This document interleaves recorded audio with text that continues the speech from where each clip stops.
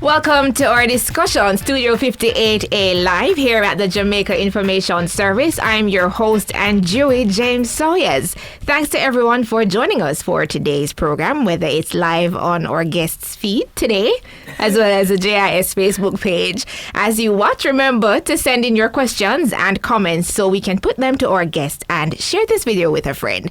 Now, persons decide to change their career for various reasons. Today's guest loves animals and had her sights set on becoming an animal doctor, but she ended up on a different career path.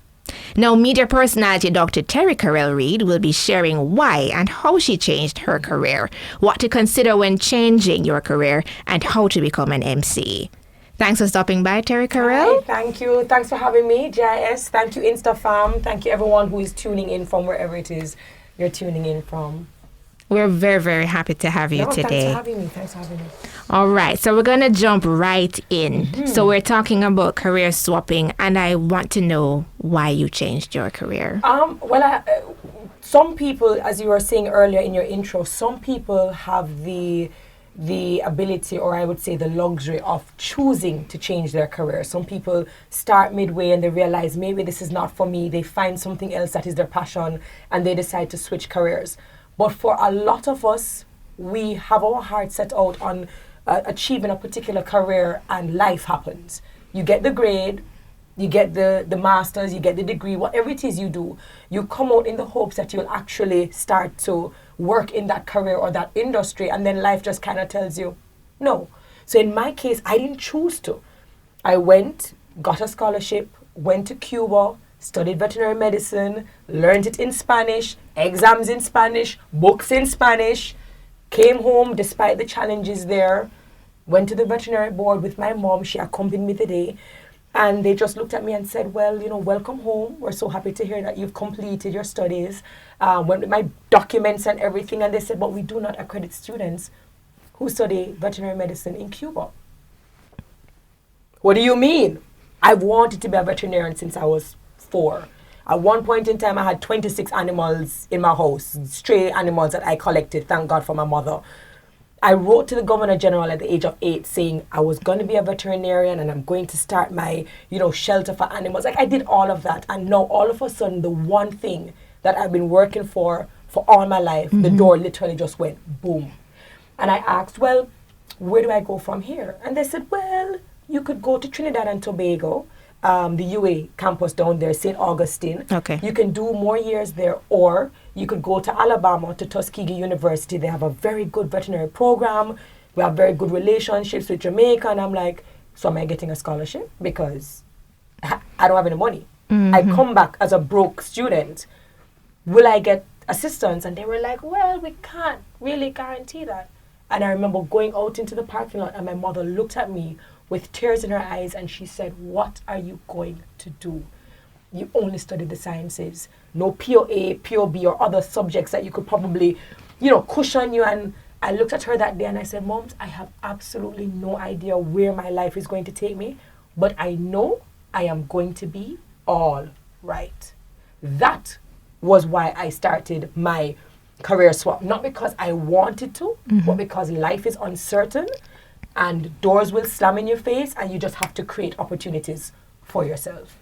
Okay, so what happened next? So what happened next? I started to actually volunteer at Phoenix Veterinary Clinic because I didn't know where I was going, what to do. I didn't know what I was going to put on my resume. I didn't have any experience. What do? The only place I could go was a familiar place, which was Phoenix, where I was going there, just to kind of keep up with what the knowledge I had about veterinary medicine. And then I would get a phone call. I got a phone call from a gentleman who I happened to have been an ambassador for his charity product in 2005. And this is why I always tell students it is so important for you to not just be what it is you're studying. You have to be so much more. You have to hone different skills and different crafts and put them on display at all times. Because what would be my first jump into life, as you will, is because somebody, while I was, just being an ambassador at a particular charity golf event, I was assisting people, doing, customer service. I was just being me. And what they saw was someone with the ability to be a good person in public relations. So when I got the call saying, would you be, open to doing public relations, I never even know what public relations is. All I know is veterinary medicine. And I was like, I don't know what public relations is. I don't have any experience in that. So are you sure? And they said, well, you seem to be very good at time management. You seem to be able to communicate very well. You're a good public speaker. You seem to get along with persons regardless of where where they're at. And I said, okay. And I just dived in without understanding anything, but understanding this was an opportunity.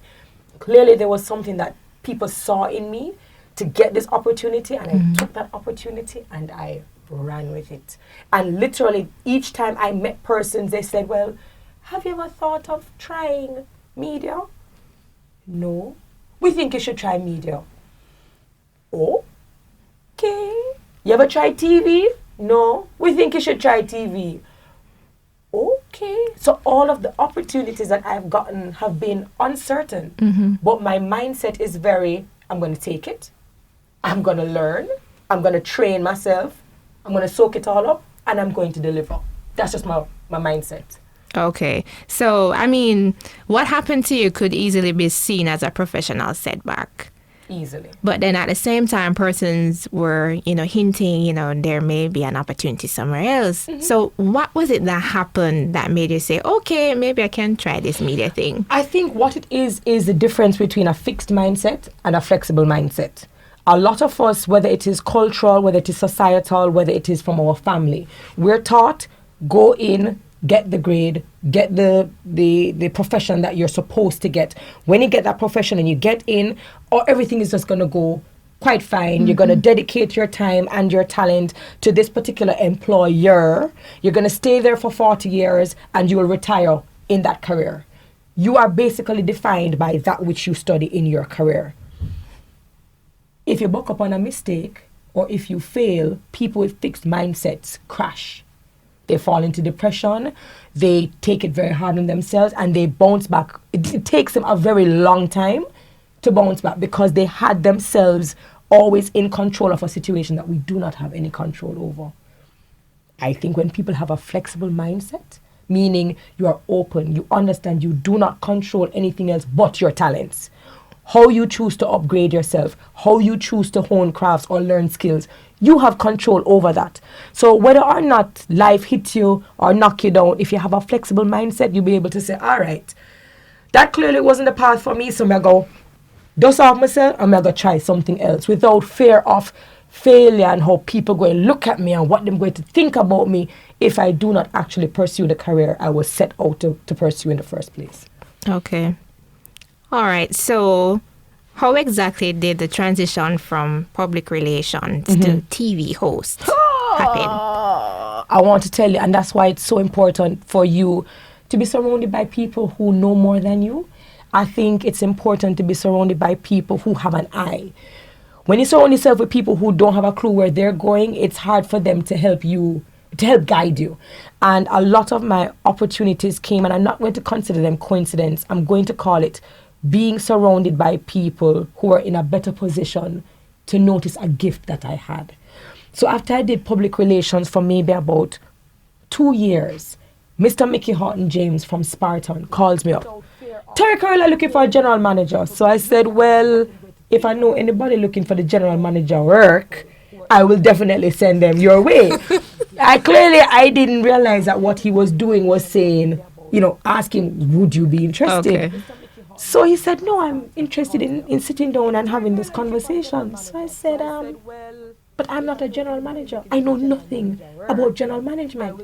And he said, yeah, but when you were Miss Jamaica World, and after you left, you were no longer a queen, we saw you as a chaperone. You were then a pageant director, and we saw how you managed time, managed people, multitasked, dealt with the media, put together sponsorship packages. He said, if that is not general management, then I don't know what is. And so he said, I would like to know if you'd be interested in taking on general manager role at Spartan Health Club.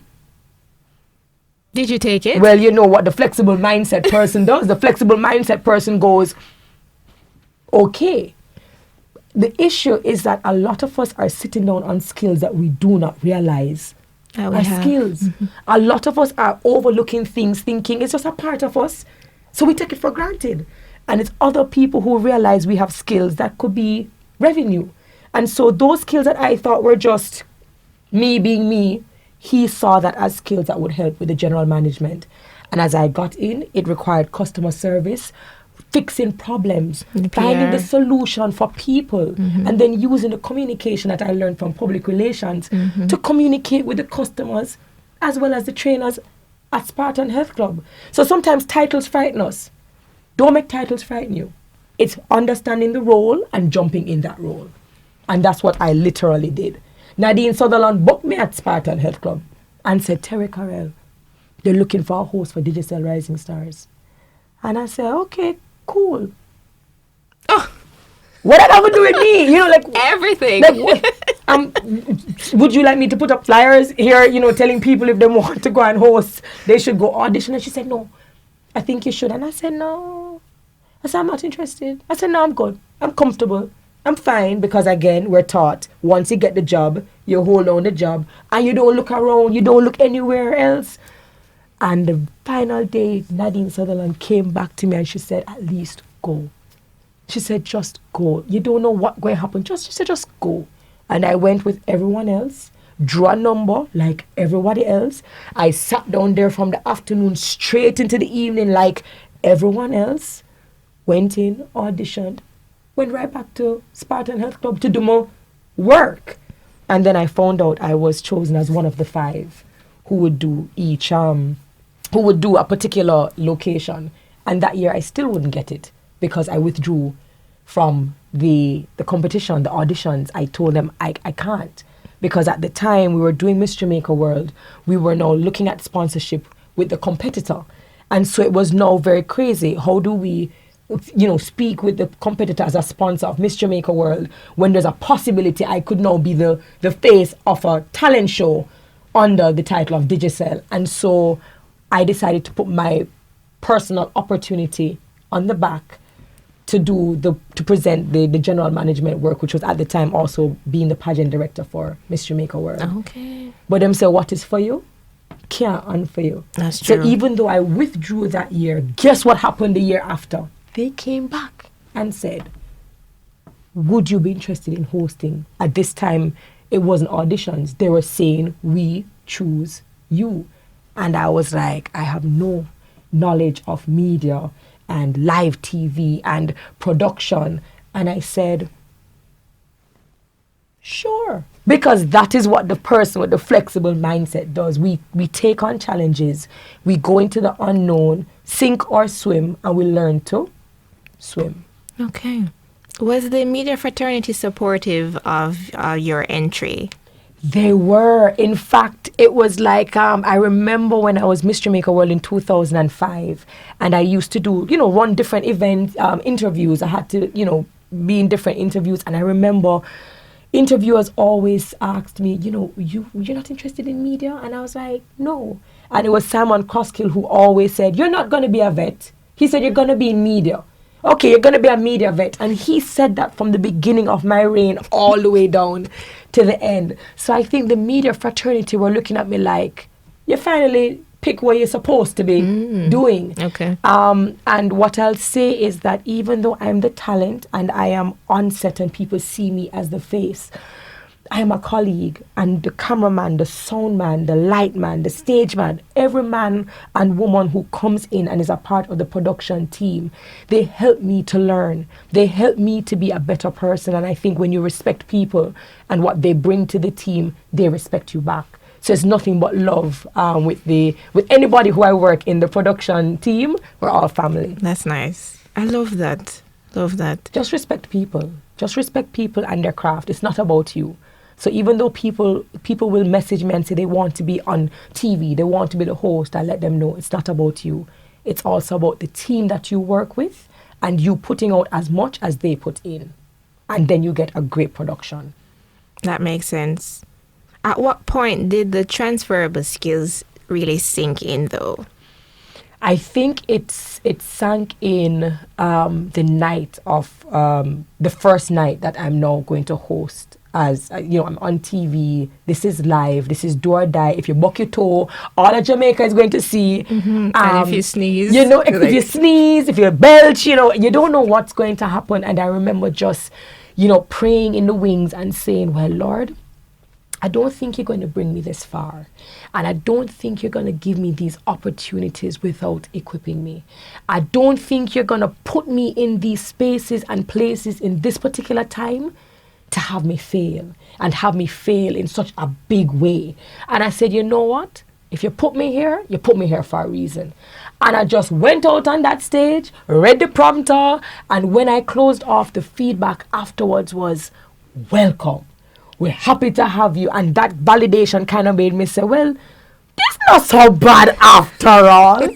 So sometimes you have to put yourself out there. You have to take the risk to realize, well, I could have done a long time. But maybe you just had to be in your season learning different things before your season now open up for you to take on this new aspect of a career. That makes sense. Now you're in media, and the world of media allows you to provide different professional services. Yes. Tell us more about those experiences or opportunities. Right. So what I tell people all the time, even yesterday, I had the opportunity of being a guest speaker at an education grant program. 200 students were there, all tertiary level. And, a lot of the questions that they have is surrounding career. And I keep on telling them, when you deliver well, you operate in excellence. You are exceptional at what you're doing.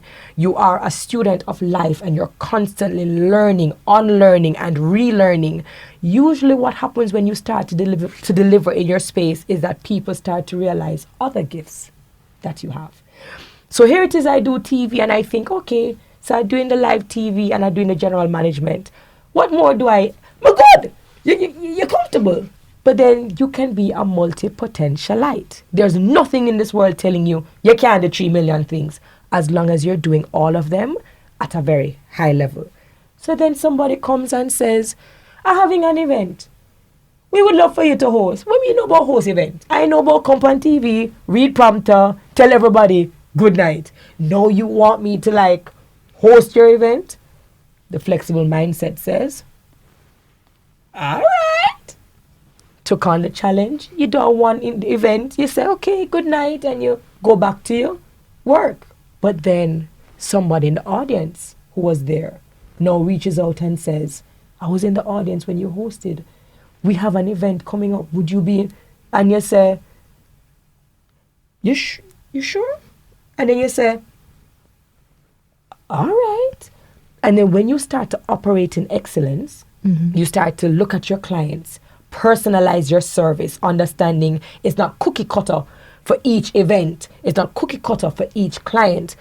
I started to carve out my space doing events, which is again something that I never thought of, but it was a spin-off of what I had now started to do in media. So you can't be comfortable or complacent or think this is it. It's just the beginning. It just depends on how far you want to take it. So now I host events. If it's in Spanish or my clients are Spanish, I host in Spanish and English. If I have a client that is Chinese, like I had that last week, I learn at least 4, 5, 6 words that I can now integrate in English and Chinese. And that is what I've been known in the space for doing, personalizing the service for the client. Okay. Tell me more about the attire. Because based on my research, I noticed that you embody the colors of the brands. Absolutely. And I've also told persons that even when you are hosting or you're being a media entity or whoever you are, you have a personal brand. You have to be very careful about who it is you choose to align with, what events you choose, and what events you decline. Understand that even as a host, you're aligning your image, your brand, with this event, and you are now going to be the face and voice of that client for the next 3 hours, 4 hours, depending on how long it is. If I have committed to be your event host, I will now embody what your company is about, from brand colors to what is the dress attire. If it's black tie, I'm going to go in black tie. If it's cocktail, I'm going to go in cocktail. You do not have to worry about me as a host showing up in jeans for an event that is cocktail. I do my research. And I will go as far as knowing what the weather is like. Give you a perfect example. A hotel was breaking ground in Falmouth. Of course, the Prime Minister is usually the keynote speaker for things like that.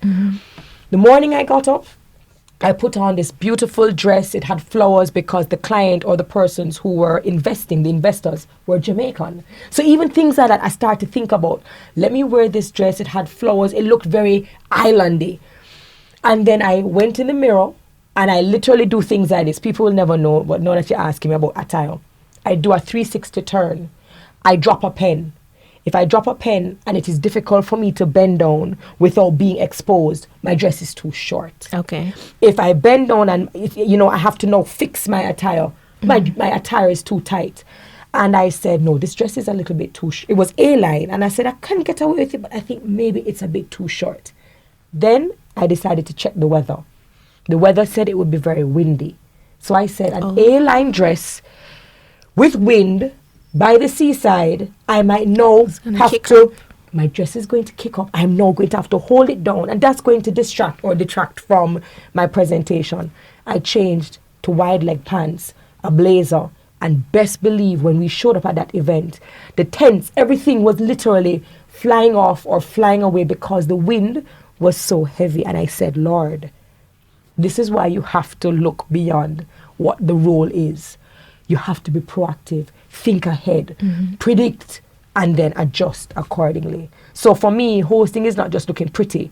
It's taking everything into account, whether your client is super conservative or liberal, wearing your shoulders out, going too backless, plunging neckline. Can you get away with those things in different spaces? Ask yourself the question before you do it. Okay, that makes sense. Don't take it for granted at all. Okay, so we're gonna get into some more tips, but I want to just backtrack a little bit because you also ventured into marketing. So many things. So many things. And if you speak to the wrong person, or if you speak to somebody who's very traditional or very old school, they will tell persons who do a lot in a lot of spaces. They'll say you're confused, or they'll label you as trying everything, or you're a jack of all trades but you're a master of none, because they do not yet understand the concept of being a multi-potentialite. So after I had my daughter, I stayed at home with her for like 10 months, and after 10 months she was over breastfeeding, I was over breastfeeding. And I was like, okay, I need to get back out into the workforce because I can't stay at home too long. And I remember going on to CaribbeanJobs.com and just kind of searching. I put in my keywords for jobs that would interest me.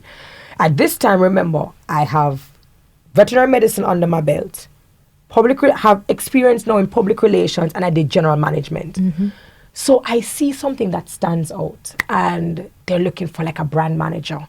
Mark you, I do not know what a brand manager is more than somebody who manages a brand. But I do not know the principles of brand management. Me never go school for that.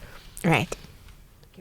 Set up my resume, looked at it, and I said, well, I don't know if it's going to be good enough, but this is the first time I'm now going to go and approach for a job. The others, I was approached. So I said, all right.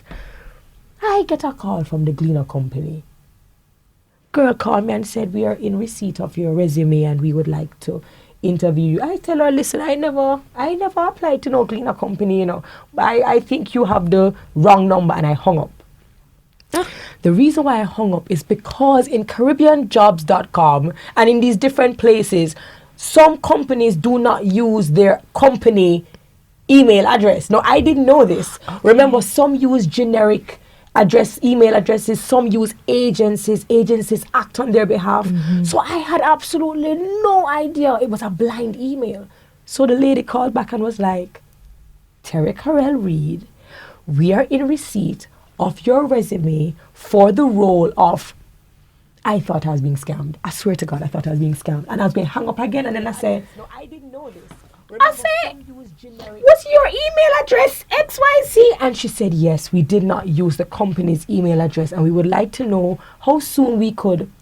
And I said, okay. No, I said, mighty God, when I hung up, I said, the cleaner company,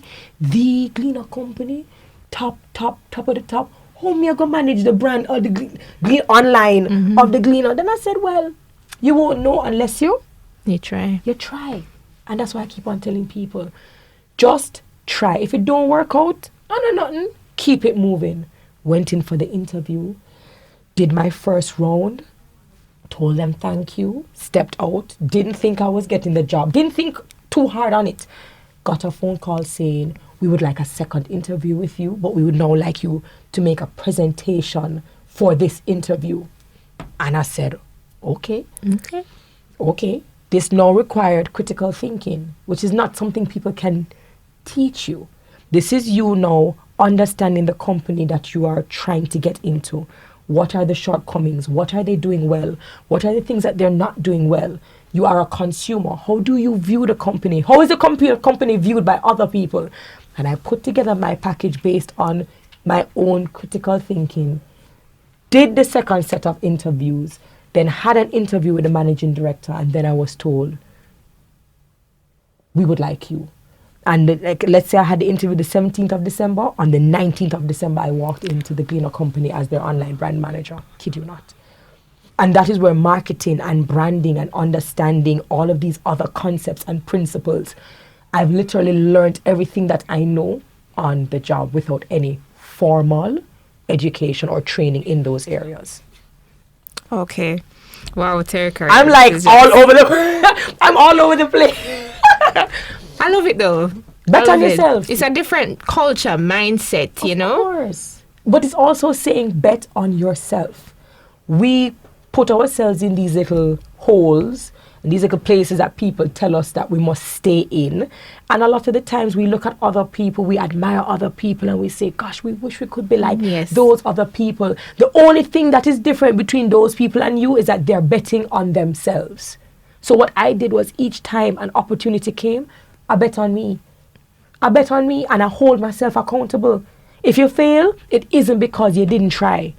If you fail, it's not because you never put your all into it. If you fail, it's because maybe, whether it's your passion or not, it is not the door for you. But maybe in that season, you learn something that you're now going to use at another space in another time. Yes, that's very, very profound. Yes. So we want to show some love, Terri, to our audience. Oh, okay. So we have Oroya Ibanks. He's in the UK. Hey, Oroya. Shaqueen Smith. Hi, guys, and thank you for watching. Okay. Oroya says, keeping it real. Terri Karelle, Thank always you. an inspiration. Thank you, Oroya. Thank you for watching, and thank you for encouraging. Carrie Ann says, hi, sweet Terri. Hi. Okay. All right. I don't know if my Insta family is asking. So Terri, you can check and see if you have any questions. I'm seeing people from Trinidad, from France. People are saying that some people are saying they're going to step out of their comfort zone and be more adventurous. People say that great show. They love what we're talking about. Real talk. Thank you. And that this is motivating. Love that. The phone is very far from me, so I can't really see all the messages. Okay. Okay, we have a question, Terri Karelle. What's the name of the person again? Shaqueen?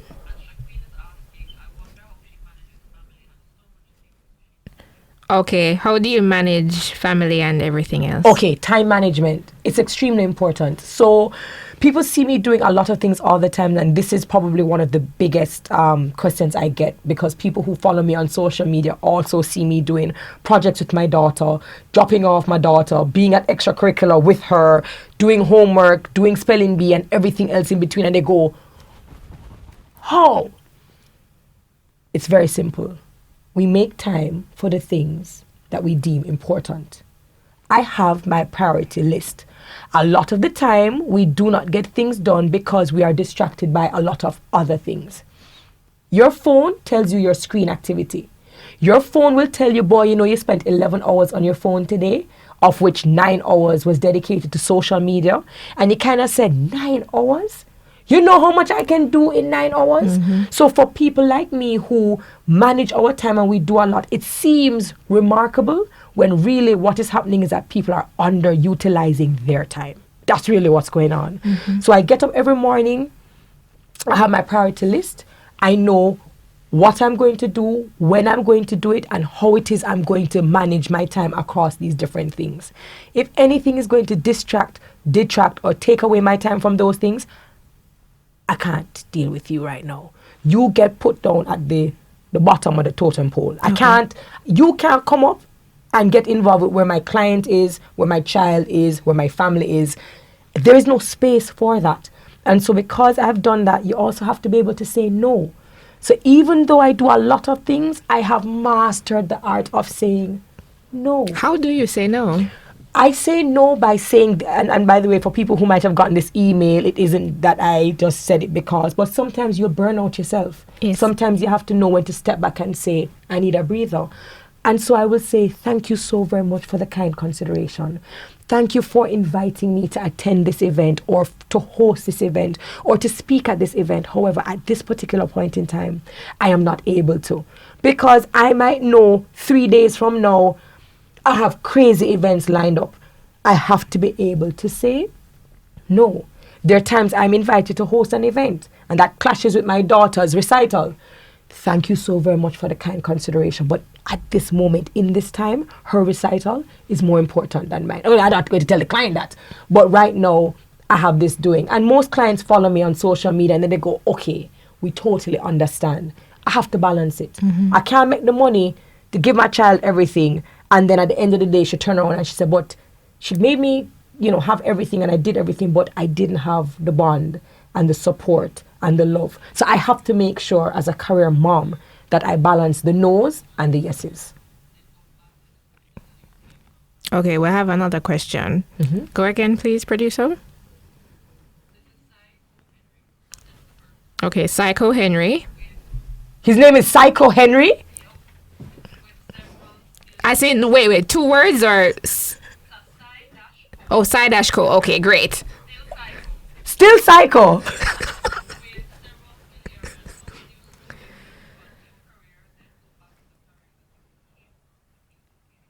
Okay, so the person is asking that Psycho with several skills, how do you move from a particular career to another and then back to the career you're coming from? How do you do it? Yes.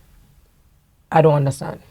As in, there's nothing, so let's say, for example, I started in general management.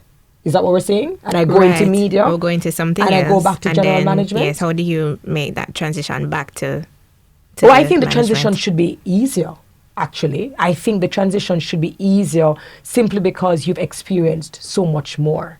So, for example, Terri Karelle at 37 now, if I went back to general management, there's so much I've learned and I have under my belt that now when I go back into general management, I am now looking at it with different lens and a different perspective. So I think we should stop worrying more about how do we transition and ask yourself, what am I now bringing to the table when I transition? I think we put a lot of emphasis sometimes in the wrong areas. Make that transition back to...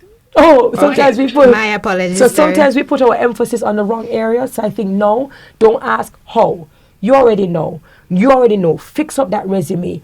Put the things now where you've added value, the skills that you have now learned. And now when you go into the next transition, which is to go back to corporate or go back to whatever, you now say, hey, I have so much more that I can offer you as an asset. Let me show you how. Okay. So it's more the value that you need to show rather than the how do I transition. Okay. So, yes, I'm in now. I'm in. So I understand. Greetings from Jerusalem. Wow. Hi. This is Ronnie from Jerusalem. Hi, Ronnie. Thank you for tuning in. Wow. Ronnie says, I love your input about priorities. Thank you. Thank you very much. It's important. A lot of us give a lot of our time to people and things that don't deserve our time, our energy, or our effort. So start targeting the things figuring out your goals, start strategizing. How am I going to get this goal? And what are the things that are potentially stopping me from getting to that goal? Once you identify those things, garbage. Keep it moving. Okay. We have somebody from Paris as well. Paris! Bienvenue! Comment ça va? Okay. We also have a comment from Dwayne Gordon. Hey, Terry. Hi, Dwayne. I always admire you as a strong black woman. Thank you. Keep doing the great work. We love you. Awesome job. Thank you, Dwayne. Thank you. There's more. There's more. Okay. Never knew you had a PhD. Oh my gosh, you motivate me so much as a Jamaican. Thank you. So a lot of people don't actually know my my past as a doctor. And I think it's because those who knew, and they would acknowledge me as such. For those who didn't, I didn't force them to say, I'm a doctor. Mm-hmm. It didn't really matter. It didn't change things for me. It didn't change conversations. So now when people find out, you know, I say, I did that. I did that. But it's fine because I'm not defined necessarily by the titles that I have. It's more, how do I make you feel when you come into contact with me? Mm-hmm. That's really what's important to me. That makes sense. All right, so I want to give some more love, Terry. Okay, more love. Greetings from Panama. Okay, let's Panama, ¿cómo está? Mi abuela de Panama. Bienvenida. Sí, bienvenida. My grandma is Panamanian. Good, great. Awesome. Mm-hmm. Awesome. All right, let's move on to... She's like going through. She's trying to go through the questions. Hi guys. I can't see if you guys have any questions because I'm a little bit far from my. Let me see if I can. A lot of them are just saying motivational. Love you. A lot of encouraging words. Yes. My biggest inspiration. Thank you. Yes. Not seeing any. Somebody says you should go back to doctoring. Okay. All right. So in regards to that. I'll probably ask the person why they think I should, because again, a lot of the times we start off on a path thinking that this is what our passion is, but sometimes people find things that they love and they're good at, and it's their little niche, and they're comfortable and they're enjoying it, and so I don't think right now I'm interested in going back to vet med, as weird as that sounds. I think I love where I am now. Doesn't mean that I might not consider it later on, but certainly I don't think it's necessarily a matter of should go back. I think people should only go back if they truly want to go back. Okay. All right. So we have Royness. Let me see if I can do this now. The Spanish is rusty, but Royness, good life. Okay. All right. You lost it? Yes. I don't know if it. Do I need speech with this class part? To be as articulate Greetings. So this person, Royness, I'll just go with Royness. Royness says, greetings, Terry from Panama. Hi, Panama. I have Estonia here too. Somebody from Estonia. Wow. That's insane. Okay. All right. I think that's it for now from my end. Why did I choose vet? When am I going to do my own show? When am I going to start my own business? Well, okay, Insta fam. I chose veterinary medicine because I've always had a very soft spot for vulnerables, I think. Whether it's children, women, the elderly, and I think animals, persons or things, animals. I just always grew up in a household with pets, always loved them. Whenever they got sick, I didn't have a problem with going and making sure I fixed the wound. And animals can teach you just a lot. And I've always said that if you meet someone who's mean to animals or mean to people who are vulnerable, really we can't be friends. And so I chose veterinary medicine out of a love for animals and just the complete loyal and love that they have for their owners. And that's what got me interested in veterinary medicine. I still love animals to this day. Okay. I can see how that would work with what you're doing now, because you have skills with animals, correct, but then you can translate that to people's skills. Exactly. And that's what I'm saying. Don't be a hard stop. When it comes to you and your skills, don't think that this is what I can do and it doesn't go further than this. Our skills are transferable. And if you don't have a skill that's transferable, get one, learn one, read. This is something that I didn't get to say. I'm a voracious reader. Read. I find that people don't read enough. They rely on these little bite-sized information here and there, little thing on Twitter. They may watch a little YouTube video. If the video go over a minute, them can't bother sit down, them can't bother learn, they can't bother assimilate information. If you don't read, you are not in a position to know what's out there, how the industry is changing, how the world is changing. Will your skills still have validity 4 years from now? You're not going to know if you're not reading. So there are people who are running down skills right now that by 2050, robots going to be doing it. Artificial intelligence is at a rise. But if you're not reading about the industries and finding out, okay, what are the skills that, companies are going to be looking for now for 2050 up, then you're wasting your time. So I suggest to people, read to find out where the industry is going and how you can fit yourself into that changing world. Okay. So how do you fit that in now? The reading, that is. So the reading, one, I like to read memoirs because I like to see how people got to their success. A lot of us fantasize about the success people have and we don't respect the process. We don't take the time to realize that these people go through a lot to get where they are. So I love memoirs. Then I like books written by futurists. These are people who have taken the time out to tell us. They've imparted their knowledge to tell us by 2050, these are the skills that are going to be necessary. So right now, it's very possible that you may see Terri Karelle graduating in 2 years in ICT or agro-processing. And I don't care how that might look or sound to people. You may see Terri Karelle in your class at heart, learning agro-processing, because I know that people need food, regardless of how the world changes, and that is going to be a skill that is probably necessary.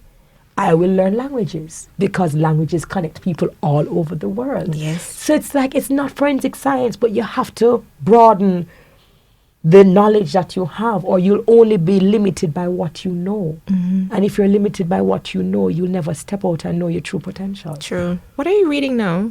I am reading Small Fry. That is written by Steve Jobs' daughter. Interesting. Yeah, because a lot of people focus on the man who is Steve Jobs because he is the icon. And again, people fantasize about his life and his success and how he innovated the world and how we communicate and technology. But what I found interesting was how did it affect his life and the persons who became a part of his family? Was life very good for them? Or is it just the perception that we have of the man in the space? So I think it's important to dive a little bit deeper. So I'm reading Small Fry right now. Okay. I'm very weird. I'm all over the place, but I'm very intentional. Be very intentional. Okay, so the person who I referred to earlier as Rowaness is actually Brady. Oh, hi, Brady.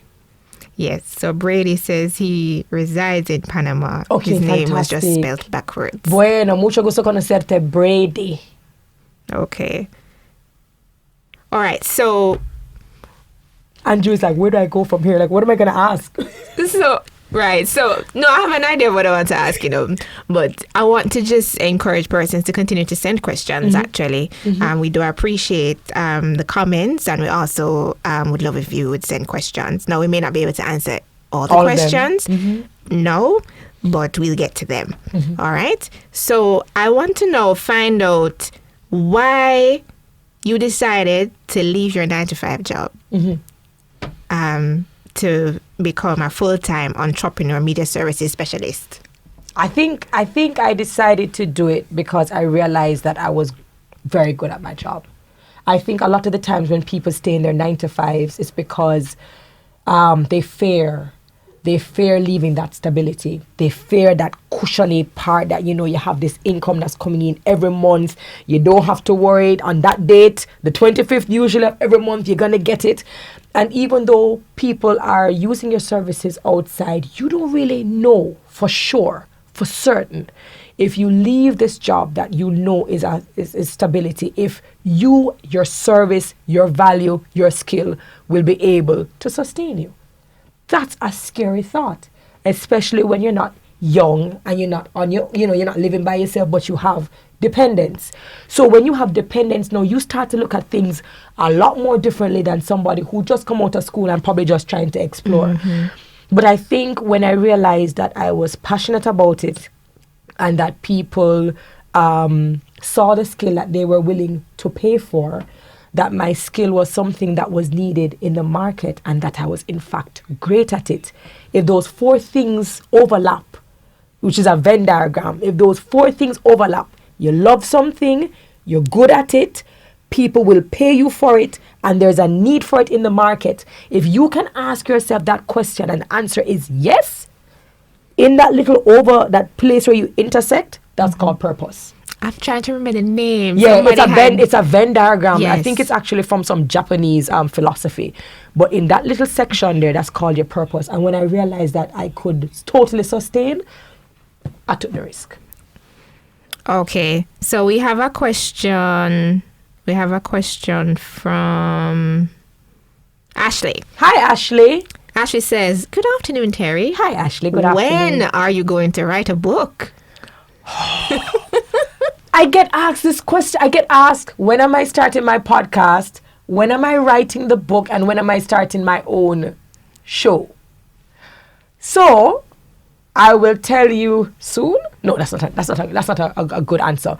I will write that book. I don't know what I'll write that book about as yet, because people say that I touch a lot of different areas for different people. So I think that's going to take me stepping back and really trying to figure out what I want my messaging to be. And even if starting my show is something I want to do, what is already in the space, and probably where would people like to see me? So I guess my question back to Ashley or to anyone watching is, if I were to write a book, what would you want to read? Or if I were to start a talk show, what is it that you would want? Or what is it that you think is lacking in the space that you think I could offer value? If you tell me this and you give me this homework, then I will have a better idea of what the market might possibly want. Okay. I'm always open for feedback, always. Okay. Oh, this is so sweet. Diana Millwood. Hi, Diana. My 9-year-old son is asking, what's your favorite book? Wow, what's his name? What's your son's name, Diana? I love kids. I love children. This is so hard. My favorite book right now as an adult is Trevor Noah's Born a Crime. And I think it's because that book touches everything, but it also shows you how he was able to become a multi-potentialite as a black man in Africa, born to two parents that were never supposed to get together because of their color and their class, and how he was able to find success. Amazing story. But if I'm going to look at the book that I loved as a child that I still use today, it's called Aesop's Fables. I think that's the name of it. And there were short stories that always gave you the moral of the story, which I think every child should have this book. So you learned about the dog with the bone, the boy who cried wolf, the fox and the grapes. Those were little stories that we learned where you always learned a lesson. And I find that I look back at that book that I had when I was maybe 6 or 7, and all of those lessons still ring true to this day. So I think it was called Aesop's, AESOP 'S Fables. Okay. He would love that book. The 9-year-old would love that book. Okay. Diana's son's name is Marquand. Did I get it right, Marquand, Diana? thank you so very much for watching and for posing your question. That's very brave of you. And you just did what a lot of adults are afraid of doing. So kudos to you, and all the best when you go back to school. Okay. We have some more comments coming in, More Terri. comments? Yes, man. What? I'm sure you're getting Somebody a lot said I as should well. write a motivational book. How do you springboard into career you have never practiced? By having an open mind, by jumping in, taking criticism, learning on the job, being observant, not being afraid to ask questions, not being afraid to ask for help, and going out and at least trying it. At least try it. What holds us back is the fear of failing. And when you get over that, you realize that everybody fails in life. It just matters of what really is important is how you decide to bounce back, really. That's true. Purpose-driven Bembridge. Thanks for... Love that name, Purpose-driven. Yes, Lovely. love it. Thanks for tuning in. I think this is a female. But if not, let's just stick to purpose-driven. Bembridge says, this girl is my inspiration. Thank you. Thank you very much, purpose-driven. And with a name like purpose-driven, you're also speaking it over your life, which I think is very cool. A lot of times, even from a branding perspective, I see people write me messages, they send me messages, and I'm taken aback by their name, their profile name, and I'll ask them, why would you use a name that is negative or that speaks negative in your life on your profile? Like, you allow it to define who you are and how people define you. So I've even told people, when it comes to the names that you choose and as your online identity, it's also very important for you to choose those names very wisely. So purpose-driven, I think that's awesome. Okay. All right, so we're getting a flood of questions. A flood? How long is this interview? We've gone over. But yes, the producer has allowed us. Oh my goodness. Okay. I know when this stops, that means we've gone an hour. I know when this live goes down, that means it's been an hour. All right, so let's see how quickly we can get through these now, Terry. So Mackenzie. Okay, so we're going to go to 5 minutes. Okay. So Mackenzie says, what else do you think I can do as a firefighter in Jamaica? Currently doing a bachelor's in business administration, accounts, and finance. Okay, hold on. First of all, this is now finishing. I think it says I have 20 seconds remaining. So let me just say, somebody said all the way from Burgos, Spain, that they're very motivated by what we've been discussing. Okay, great. Thank you very much, guys. The Insta live is going to end shortly, but thank you so very much for tuning in, and I will definitely try to put it on loop. Is that what it is? So thanks again. Thank you very much, guys. Okay. We're also on the JIS Facebook page.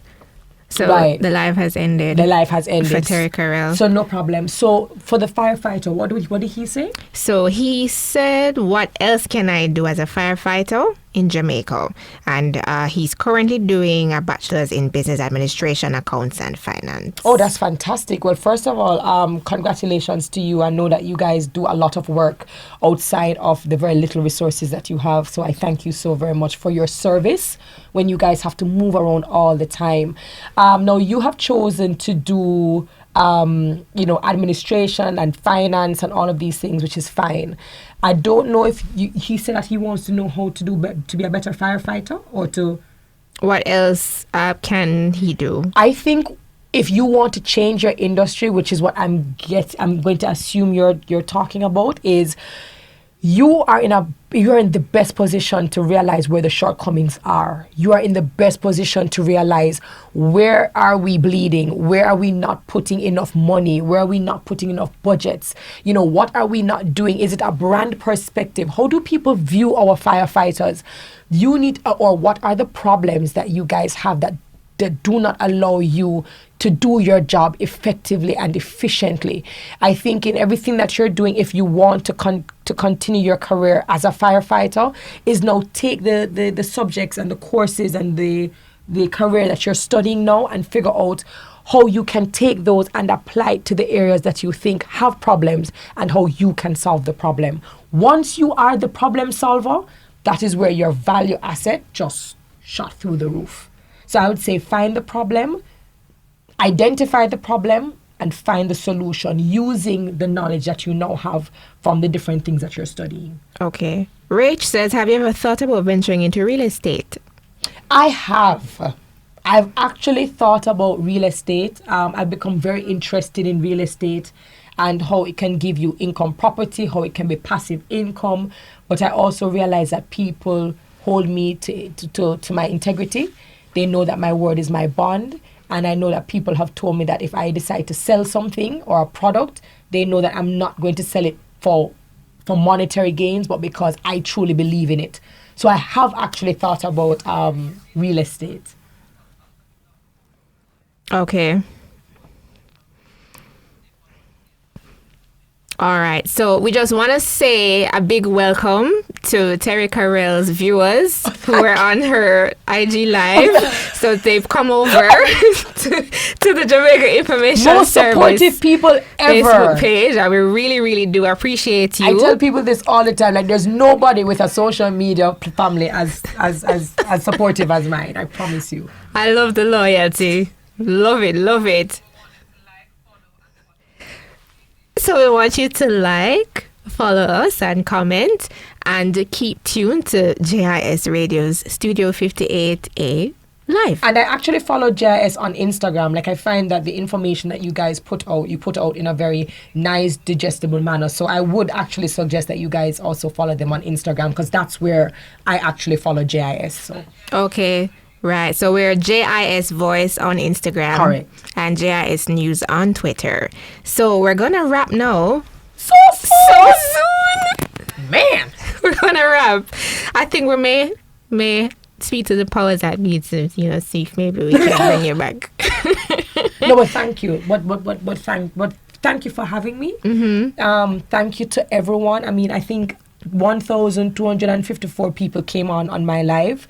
I don't know how many people came on Facebook, but thank you so very much.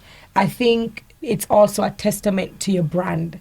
People take their brand, their personal brand, for granted. Mm-hmm. They think because I'm not a celebrity, I'm not a public figure, nobody knows me, I am not a brand. And they have to change that thinking as well.